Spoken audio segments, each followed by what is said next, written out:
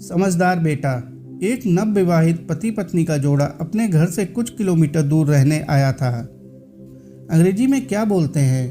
हाँ, love bird. तो love bird थे दोनों। खुशी की बात यह थी कि दोनों को जॉब भी एक ही जगह मिल गई थी, जिसको ज्वाइन करने में अभी वक्त था।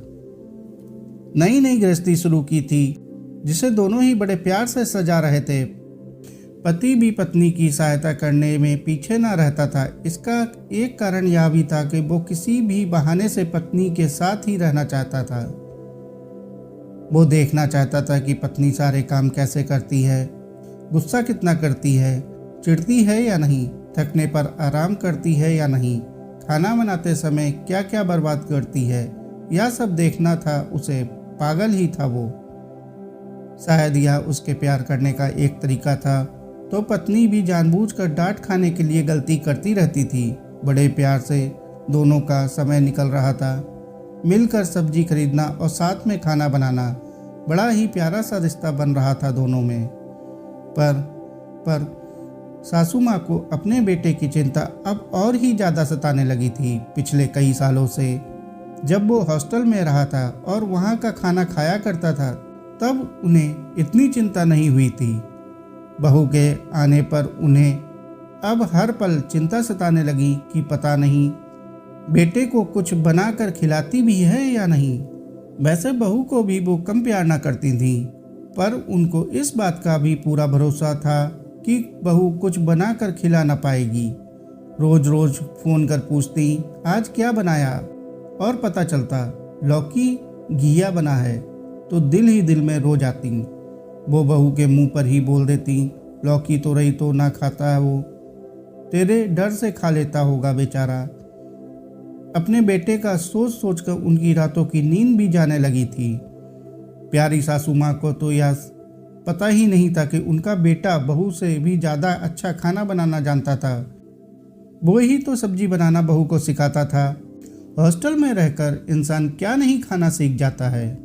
रोज रोज सासू माँ के टोकने से अब बहू का दिमाग खराब होने लगा था।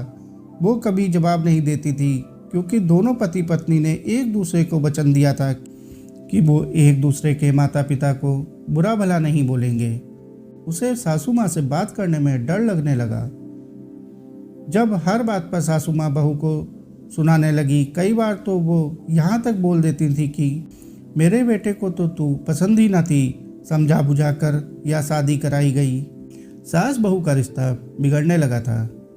बेटा माँ को बहुत प्यार करता था, इसलिए माँ को समझाना जरूरी ना समझा और पत्नी को ही बोलता, तुम समझा करो ना यार, एक कान से सुनकर दूसरे कान से निकाल दिया करो ना।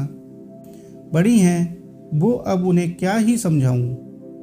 जब हर दूसरे रविवार को वो घर मिलने जाते, सास बहू को यही बोलती, मेरा बेटा यह नहीं खाता, वो नहीं खाता, दूध में यह सब मिला कर देना, सुबह यह नाश्ता है, शाम को यह खाता है। बहू को ससुराल जाना जेल जैसा लगने लगा। पति पत्नी का प्यारा रिश्ता अब एक डर के साए में रहने लगा।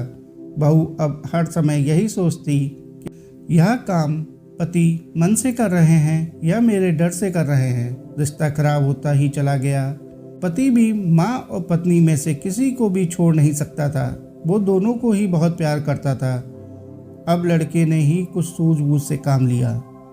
माँ को रोजाना फ़ोन करना शुरू किया। खुद अपने सामने पत्नी की बात माँ से करना शुरू किया। माँ को ऐसा दिखाता जैसे वो बहुत खुश है।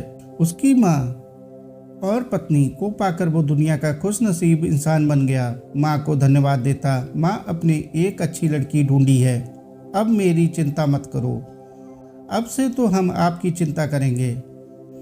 अब वो उल्टा माँ से पूछता, आपने यह क्यों नहीं खाया, यह दवाई क्यों नहीं ली, आज यह काम खुद क्यों किया, आराम क्यों नहीं किया। प्रिया यानी बहू भी आपके बारे में पता कर रही थी कि आप आराम नहीं करती हो। इस बार आएंगे तो प्रिया ने बोला है ज़्यादा दिन रुक कर जाएंगे। आप प्रिया को खाना बनाना सिखाना। उसने तो बस धुन बांधी हुई है कि खाना बनाना तो आपसे ही सीखेगी। बेटे के रोजाना फ़ोन आने से माँ को अच्छा लगने लगा। प्रिया को भी बोला, तुम चाहे जो बनाना, पर माँ से भी कभी कभी कुछ बनाना ज़रूर सीख लेना। अब प्रिया भी इतनी भोली ना थी, आगे इशारा समझ गई। अब वो सासू माँ से खाना बनाना सीखने के लिए फ़ोन करती, कुछ नया नया सीखती। सासू माँ को भी बहू को बताने में बहुत अच्छा लगता। सास बहू का रिश्ता सुधरने लगा। इधर बेटे के भी रोज़ाना फ़ोन आने से माँ को बहुत अच्छा लगता। सासू माँ को लगता कि मैं नहीं तो क्या, मेरी बहू मेरे बेटे को उसका मनपसंद बनाकर खिला रही है। धीरे धीरे सासू माँ का डर निकल गया। अब सासू माँ भी माँ बन गई। अब वो अपनी बहू के बारे में भी सोचती कि मेरी बहू को क्या पसंद होगा। बहू के घर आने पर सबकी पसंद की चाय के साथ बहू की अदरक वाली चाय भी जरूर बनाती। सास बेटे से पहले बहू से मिलना पसंद करती। एक प्यारा सा परिवार बिखरने से बच गया। साथियों, कहानी को अंत तक सुनने के लिए आपका बहुत बहुत शुक्रिया। कहानी अच्छी लगी हो तो कहानी को लाइक और चैनल को सब्सक्राइब कर लें। धन्यवाद।